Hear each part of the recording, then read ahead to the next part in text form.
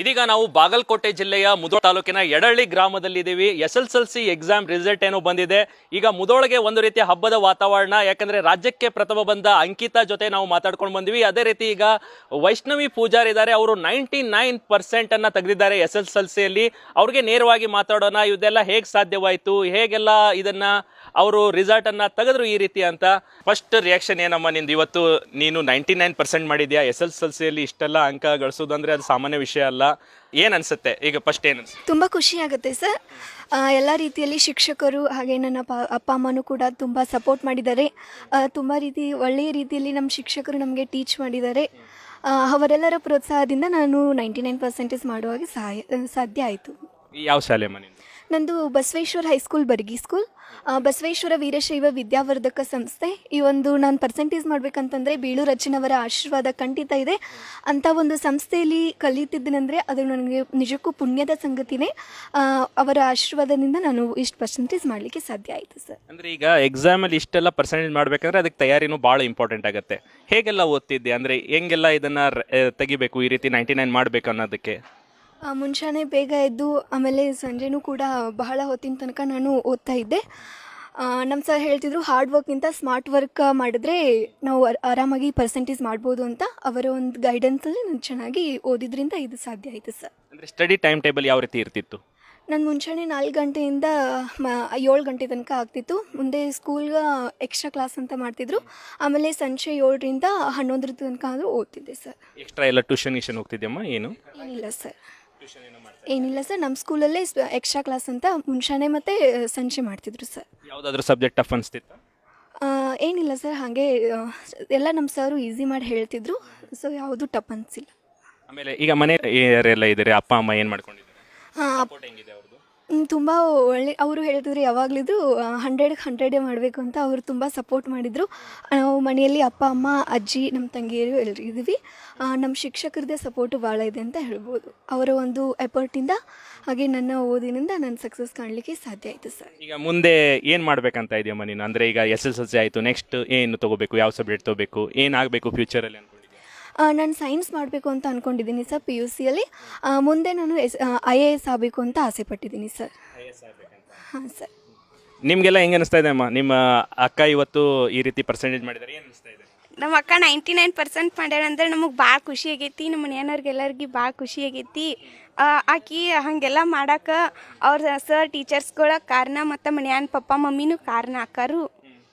ಅವಳು ಹೆಂಗೆ ಓದ್ತಿದ್ಲು ಮನೆಯಲ್ಲಿ? ಅದ ನೀವೆಲ್ಲ ನೋಡ್ತಿದ್ರಿ, ಅವಳು ಓದ್ತಾ ಇರ್ತಿದ್ಲು, ನಿಮಗೆಲ್ಲ ಏನು ಅನಿಸ್ತಿತ್ತು ಅವಳು ನೋಡುವಾಗ? ಅವಳು ಓದಾಕತ್ರ ನಾವು ಆಕಿ ಓದಾತಾಳಂದ್ರೆ ನಾವು ಆಕಿನಂಗೆ ಓದಬೇಕು, ಹಂಗೆ ಕಲಿಬೇಕು. ಆಕಿ ತುಂಬ ಚೆನ್ನಾಗಿ ಓದ್ತೀವಿ. ನೀವೆಲ್ಲ ಆಟಕ್ಕೆ ಹೋದ್ರೆ ಅವಳು ಓದ್ತಾನೆ ಇರ್ತಿಲ್ಲ? ಹಾಂ, ಓದ್ತಾನೆ ಇರ್ತೀವಿ. ಹಾಂ ಜಾನ್. ಓಕೆ, ಈಗ ಇವರ ವೈಷ್ಣವಿ ಅವ್ರ ತಾಯಿ ಇದ್ದಾರೆ, ಅವ್ರೇನು ಮಾತಾಡ್ತಾರೆ ಅಂತ ಕೇಳೋಣ. ಅಮ್ಮ ನಮಸ್ಕಾರ. ನಿಮಗೆ ಹೆಂಗೆ ಅನಿಸ್ತದೆ? ನಿಮ್ಮ ಮಕ್ಕಳು ಇವತ್ತು 99% ಮಾಡಿದ್ದಾರೆ, ನಿಮ್ಗೆ ಏನು ಅನಿಸ್ತದೆ? ನಮ್ಗೆ ತುಂಬ ಖುಷಿಯಾಗಿದ್ದಾರೆ. ಚಲೋ ಓದ್ತಿಡ್ರಿ. ಅವ್ರ ಅಪ್ಪನೂ ಭಾಳ ಹೇಳ್ತಿದ್ರಿ, ಅಭ್ಯಾಸ ಮಾಡಬೇಕು, ಮೊಬೈಲ್ ಹಿಡಿಬೇಡ, TV ಅಂತೂ ಕರೆನ್ಸಿನೇ ಹಾಕ್ಸಿದಿಲ್ರಿ, ಮೊಬೈಲ್ ಒಟ್ಟು ಹಿಡಿಬೇಡ, ಒಟ್ಟು ಅಭ್ಯಾಸ ಮಾಡ್ಬೇಕಂತ ಹೇಳ್ತಿದ್ರಿ. ಓದ್ತಿಡ್ರಿ, ಚಲೋ ಓದ್ತಿಡ್ರಿ.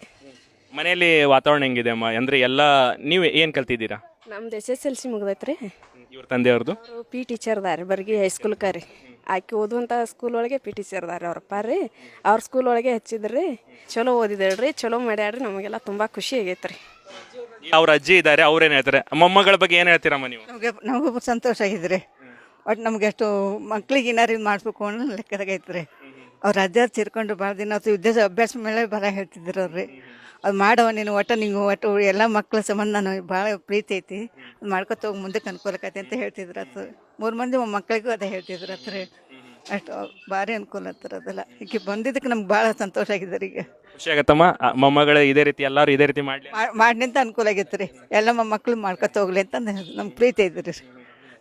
ಮುಂದೆಲ್ಲ ಜಿಲ್ಲಾಧಿಕಾರಿ ಆಗ್ತೇನೆ ಅಂತ ಹೇಳ್ತಾ ಇದ್ದಾಳೆ ನಿಮ್ಮ ಮೊಮ್ಮಗಳು. ಖುಷಿ ಆಗತ್ತಾ ನಿಮ್ಗೆ? ಖುಷಿಯಾಗಿದೆ ರೀ. ಮಾಡ್ಲಿಂತ ನಮ್ಗೆ ಅನುಕೂಲ ಆಗೈತೆ ರೀ.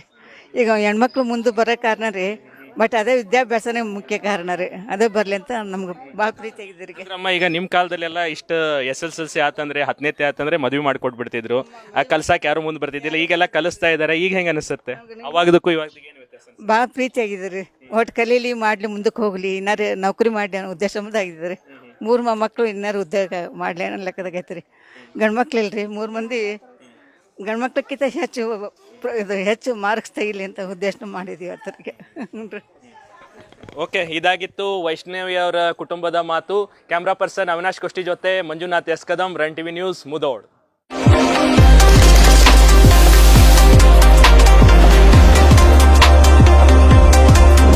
25 ವರ್ಷಗಳ ಅನುಭವದೊಂದಿಗೆ ಮುಧೋಳದಲ್ಲಿ ಇದೇ ಮೊದಲ ಬಾರಿಗೆ ಅತಿಥಿ ಗ್ರ್ಯಾಂಡ್ ಫ್ಯಾಮಿಲಿ ರೆಸ್ಟೋರೆಂಟ್ ಶುಭಾರಂಭಗೊಂಡಿದೆ.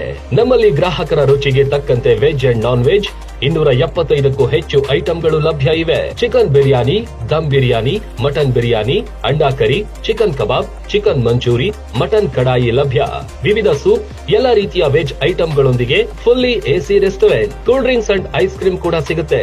ತ್ವರಿತಗತಿಯ ಸರ್ವ್ ಮಾಡುವ ಲೇಡಿ ವೇಟರ್ ಗಳ ಸರ್ವಿಸ್. ಇನ್ನೇಕೆ ತಡ, ಹಿಂದೆ ಭೇಟಿ ಕೊಡಿ. Hotel Atithi grand, Ranna circle, Mudhol. Run TV news videos ನೋಡಲು ಸಬ್ಸ್ಕ್ರೈಬ್ ಮಾಡಿ, ಬೆಲ್ ಐಕಾನ್ ಪ್ರೆಸ್ ಮಾಡಿ.